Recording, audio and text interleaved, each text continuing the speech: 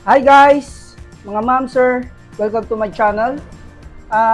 Pag-usapan natin ngayon kung ano yung mga bagay, yung mga dapat natin dalhin sa pinaplano nating Philippine Loop o paglibot sa Pilipinas.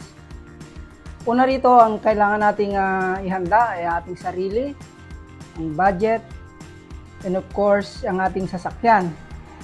So, kailangan well-maintain ang ating sasakyan, hanggat maaari bago ang gulong, bago change oil, o kung sa mga disc sprocket, di kadena na mga motor, kailangan bago yung sprocket at kadena. And also, kung medyo matagal na yung lining, pwede yung palitan yung lining, pa-refresh mo yung makina, pwede mo namang pabuksan, palinis mo, and then of course, check mo rin lahat ng mga oil seal.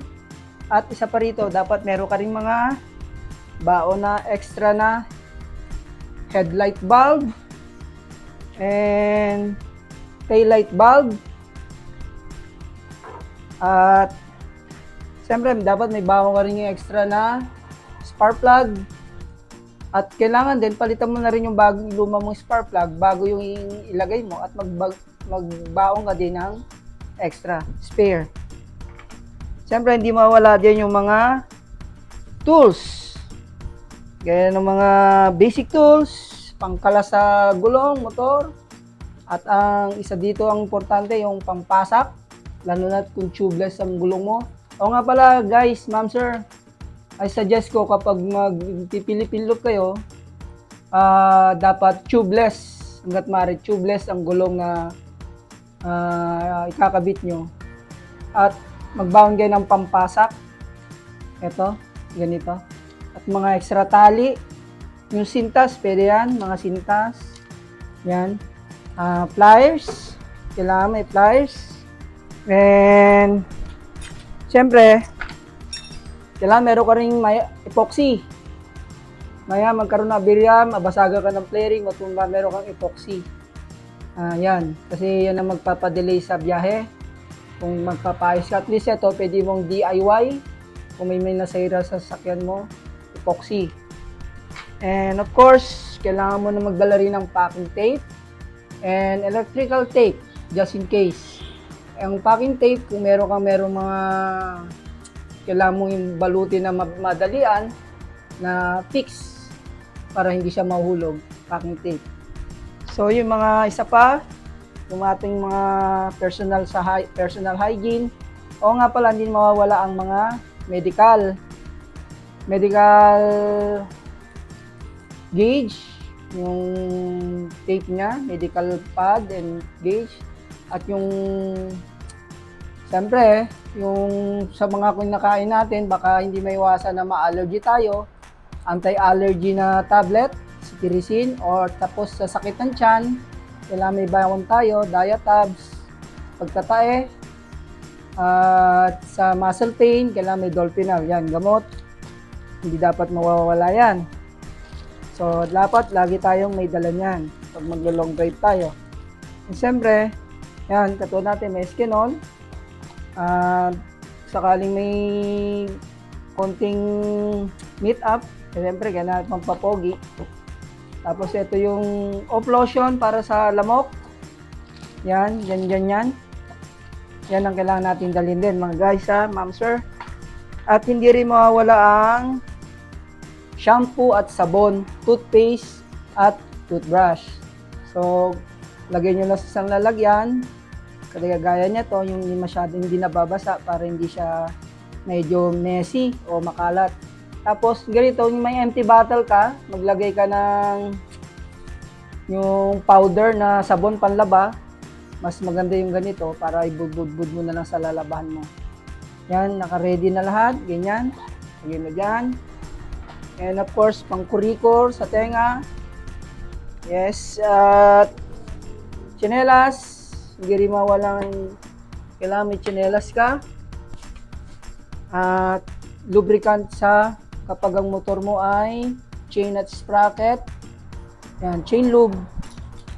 Pag yung mga scooter naman, kailangan na pa-cleaning mo muna yung CVT, pa-check mo before na mag-Philippine Loop. So ito, kailangan may baong ka rin ito. I suggest na every 300 kilometers or 200, lagyan mo na agad yung chain mo para at least kahit pa paano mayroon siya ng protection, hindi masyado magkaroon ng corrosion, saka friction, at naingatan tumagal ang kadena mo. Eh, syempre, hindi rin mawala ang pambomba. Kailangan may extra ka, may pambomba ka rin dala-dala sa biyahe, just in case maplatan ka, lalo kung gabi. At, yeah, plies, Phillips screw, and then, yun, mga strap, mga stretchable strap, di mawala yan. Gaya ng sabi ko kanina, sintas, magandang panali. Ito, net strap. Yan, mga yan. Kailangan mong dala niyan para ma-fix yung bag mo at maiwasan yung may mga mahuhulog. Ito, maganda to yung may fishnet strap ka. Parang net siya. Pwede rin siyang paglagyan dito. Nabibili lang sa Shopee. Yan. Pasak mo dyan kung ano yung gusto mong ilagay dyan para mas madali yung pagkuha ng gamit. And of course, hindi mawala yung mga plastic. Kailangan natin magdala niyan just in case yung umulan. At ang mga gamit natin guys, hanggat maaari, light lang. 3 pantalon, 3 t-shirt, 4 na brief, 3 medyas, at i-plastic mo na agad. Yan. Kailangan yan. Tapos, yun nga, gaya ng sabi ko, kailangan may extra plastic bag ka na dala. At kung yung gear mo, yung riding jacket mo, riding pants mo, at medyo naglaba ka at kailangan mo bumiyahe, so kailangan mo ng sleeve para pag suot mo ito, may sleeve ka. Yan. Para hindi mo naman laging ginagamit yung riding jacket mo. Okay? At importante, meron kang tumbler. Kasi kung bili ka ng bili naman ng mineral water, magagasusan ka. So ito, pwede mong i-refill lang kung kakain ka sa mga restaurant. Siyempre, mga naman yung purified water naman ang ginagamit nila na ngayon mostly. So pwede ka magkarga, makatipid ka. Yun. At yun nga, nagdala na rin ako ng yung dinala ko. Ito mga sir. Yun, itong upuan na detachable. Yan. Kailangan din to pag sakaling wala kang maupuan, marumi, basa, walang maupuan, pagod ka na rin, gusto mo mag-relax, tumambay muna saglit. So, you need this na kailangan mo tong upuan na to. Yan. Pero ito madali lang naman ito. Medyo nahirapan lang ako. Yan. So, ginaganyan lang yan. Matibay yan. Detachable na upuan. Yan ang kailangan nating dalhin pag sa biyahe. Laking tulong to guys. Lalo na medyo malayo ang biyahe. At may umulan, wala kang maupuan, gusto magpahinga. Kaya after ng ulan, basa ang paligid, wala kang maupuan, so kailangan mo yan. And of course, kung nagtitipid ka, gaya ko, or naabutan ka sa daan, ginabi ka, wala kang mapuna na pagtulugan o hotel, motel, o fashion house, so kailangan mo ng banig, mahigaan, kahit pa paano. So kung kaya mo, pwede ka makipanuluyan sa mga police station, so kailangan mo ng mga ganito klase ng banig. Pero ka lang mahigaan. And inflatable na unan. Yan. Inflatable yan. Nabobombahan lang yan. Lalaki yan. So may unan ka na. Hirap naman kasi matulog na walang unan para mangangala yung liig mo. So yan, kailangan mong dalhin. Ito, sa 15 days siguro tatagal naman itong higaan na to. Ito naman siguro masisira agad. So waterproof siya, kahit i-ano mo sa mga damo, liga ka doon, ilatag mo, hindi ka mababasa. So pag pagod ka na, gusto mo lang humiga, matulog saglit, nanto ka sa biyahe, yan. Maganda may dala ka niyan. Tsaka inflatable na unan. And of course, ano pa ba? natin mga dadalhin. O yun, extra na paglagyan ng gasolina. Kaysa bibili ka pa ng mga mamahaling lagay ng gasolina, kahit yung pinag-change oilan mo, karoon ka lang ng paglagyan. Okay na yan. Goods na yan. Yung 1 litro, laking bagay na, malaylay na rin itatakbo niyan, lalo na sa mga lower cc. And of course, at meron tayong nakalimutan, wait. Yung mga ito, kailangan din ito, tie wrap. Labas ko lang mga ibang gamit. And of course, kailangan ng sombrero. Lalo na magpapalipad ka ng drone, mainit, hindi mo makita yung drone pag walang shade ang mata mo. So, kailangan mo ng sombrero. At mag-xerox ka na rin ng ORCR sa mga pier, chinecheck nilang mini sila ng kopya. So, at least meron ka nang naka-ready na xerox copy ng ORCR mo. And of course, magdala ka na rin ng waterproof casing ng cellphone.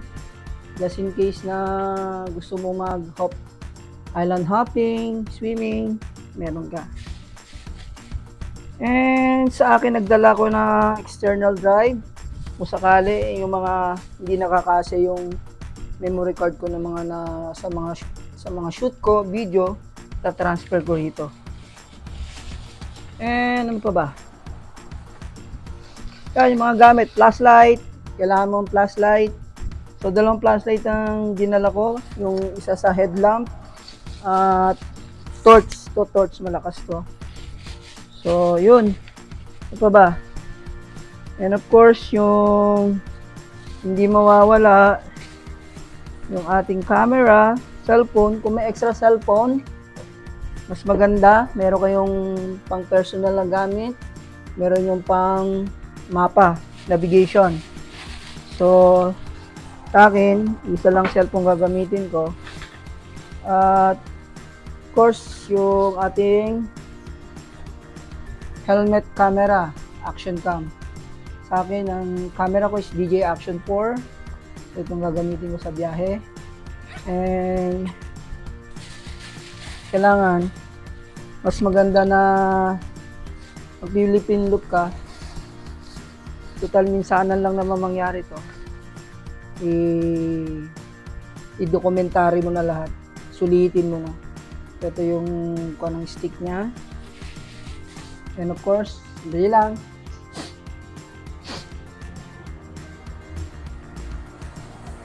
Ito nga pa pala, no?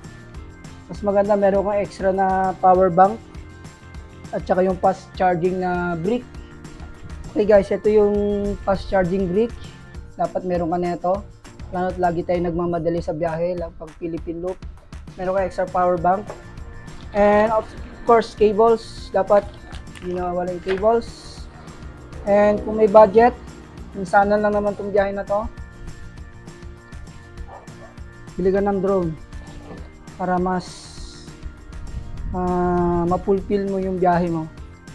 Meron kang mga shot na magiging memorable sa'yo. And of course, extra battery ng drone. And accessories. Yan. Yan, pag bibiyahe ka, yan. Yan ang mga kailangan. So, ano pa ba? Ito, suggest ko rin, bili ka ng waterproof bag. Mura lang naman to sa Shopee. It's only 100 plus. Binili ko yung 5 kilos na backpack. Just in case na kuhan, yung mga important na gamit ko, yung gadgets, yung mga electronics, para hindi mabasa, yung mga documents. Yan, dito siya nilalagay. Pag medyo talagang mag-island hopping ka o kaya basaan na talaga, malakas na ulan, so kailangan mo talaga to. So, yun lang. And of course, nung di mawala ang tissue, alam na natin kung saan ginagamit ang tissue and wipes, pampunas, pang-refresh ng muka, pag medyo inaantok, punas ng wipes, pa ba? So far, yun lang naman. 3 brief, 3 medyas, 3 short, 3 t-shirt, meron naman 2 t-shirt ng Philippine Looper, 3 pantalon, pa ba? Yeah, yun lang. Kailangan hindi mo masyadong dala ng napakarami. So, pag may time ka, pwede ka maglaba na lang sa mga pag-stayan mo. So, sa akin, hindi ako kailangan magtagal-tagal sa lugar dahil kailangan kong sulitin yung oras o araw ng leave ko. So guys, yun lang. Sana makatulong yung mga nagbabalak na mag-Philippine Loop. Huwag nyo nang isipin kung anong sasakyan nyo. Kung may budget, i-go yun na. Once in a lifetime. Sigurado may enjoy nyo ang mag-travel sa buong Pilipinas. So please, kung hindi pa kayo nakasubscribe sa channel ko, subscribe kayo para sa mga video pang gagawin ko. So sa July 21, ang take-off ko, Visayas, Mindanao muna ang unahin natin. So sana makasama namin kayo, makasama ko kayo sa aking paglalakbay sa buong Pilipinas. Subscribe po sa aking channel para sa more videos at yun nga, sana guys, ang araw, masubukan nyo rin ang Philippine Loop para sa gayon, hindi tayo maging dayuhan sa sarili nating bansa. Hope to see you guys in my next video. Sana manood pa kayo ng mga iba pang mga videos na i-upload ko sa YouTube at sa aking Facebook account. So, sa Facebook ko, Lance Motorista, daily, pag alis natin take off, magde-daily tayo na live. So, abangan nyo yung mga live ko sa biyahe. Yun ang tinawag, real scenario sa kalsada, ano nangyayari sa akin by live. So, yan, mga Sir, Ma'am, Sir Pops, mga kapatid, salamat ng marami sa papanood sa aking video. Sana makatulong. Ito pa, dagdag ko na lang din. Sana yung mga bag nyo, yung mga madali lang din na may bit-bit, huwag na masyadong malalaki masyado. Hanggat maaari, travel light, masyadong maraming gamit para hindi ka rin mahirapan. Okay? Importante, kondisyon katawan mo, isip mo, ang motor mo, at ang wallet mo. Bye!